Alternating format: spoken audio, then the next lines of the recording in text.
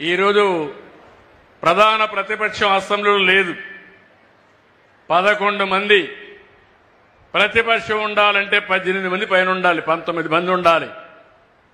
అయితే అసెంబ్లీలో ప్రతిపక్షం లేదు, కానీ బయట మాత్రం ఒక రాజకీయ పార్టీ ఉంది.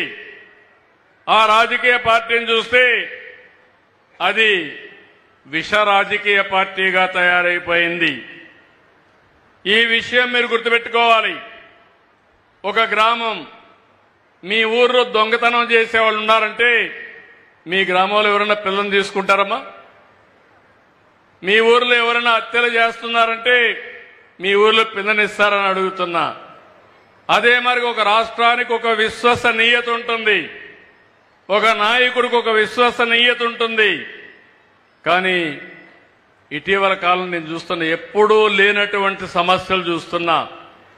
ఆడబిడ్డల పైన సోషల్ మీడియాలో క్యారెక్టర్ అసాసినేషన్ చేస్తారు,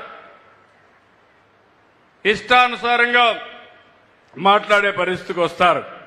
అంటే మామూలుగా మీరు చూస్తే ఫేక్ ప్రచారాలు, రౌడీ రాజకీయాలు, తప్పుడు విధానాలు, ఇవే ప్రచారంగా చేసుకొని ముందుకు పోతున్నారు. నేను ఒక్క విషయం ఈ పెద్దాపురంలో అడుగుతున్నా. 10 సంవత్సరాలు 10 సంఘటనలు మీ దృష్టి తీసుకొస్తున్నా. ఇలాంటి వాళ్ళు ఒక రాజకీయ పార్టీ పెట్టడానికి అర్హత ఉందా?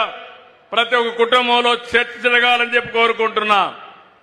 వివేక హత్య, వివేకానంద రెడ్డి ఆ రాజకీయ పార్టీ నాయకుడికి సొంత చిన్నాన్న, తెల్లవారితో చనిపోయాడు.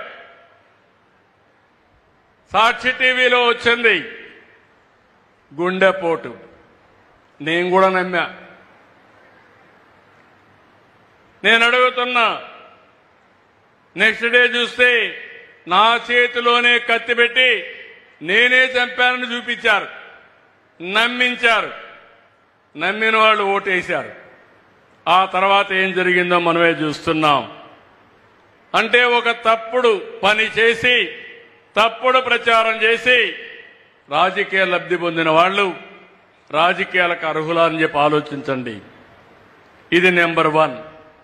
నెంబర్ 2, విశాఖపట్నంలో కోడికత్తి డ్రామా జ్ఞాపకం ఉందా అని మిమ్మల్ని అడుగుతున్నా.